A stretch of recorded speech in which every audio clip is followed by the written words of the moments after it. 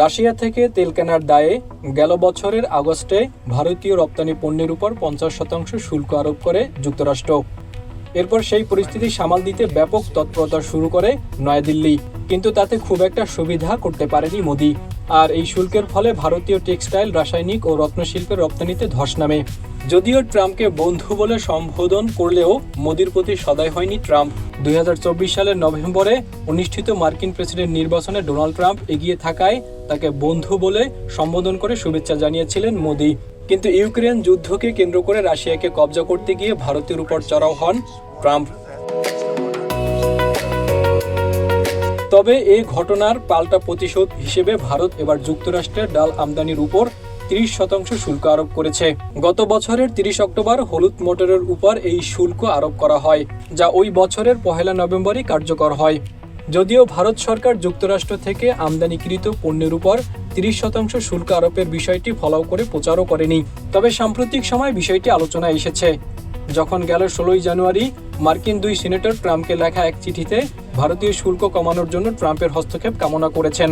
ওই চিঠিতে তারা ট্রাম্পকে অনুরোধ করে বলেন তিনি যেন ভারতের প্রধানমন্ত্রী নরেন্দ্র মোদীর সঙ্গে আলোচনার মাধ্যমে এই অন্যায্য শুল্ক প্রত্যাহারের ব্যবস্থা করেন। সিনেটররা মনে করেন ডাল উৎপাদনে মার্কিন সক্ষমতা ও ভারতের বিপুল চাহিদাকে কাজে লাগিয়ে একটি পারস্পরিক লাভজনক বাণিজ্য চুক্তিতে পৌঁছানো সম্ভব।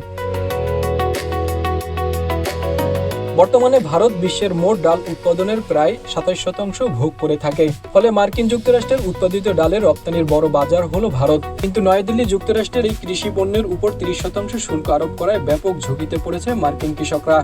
বিশেষ করে যুক্তরাষ্ট্রের মন্টানা ও নর্থ ডাকোটা অঙ্গরাজ্যের কৃষকরা সব থেকে বড় সমস্যায় পড়েছে, কারণ এই অঙ্গরাজ্য দুটি ডাল ও মটর উৎপাদনের শীর্ষে রয়েছে।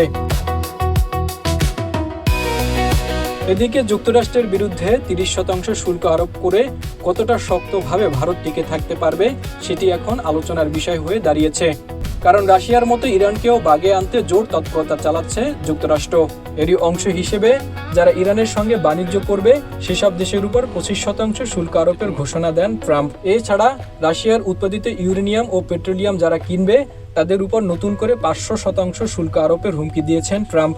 এ অবস্থায় ইরান ও রাশিয়ার সঙ্গে ভারতের বাণিজ্য দিনকে দিন কঠিন হয়ে আসছে।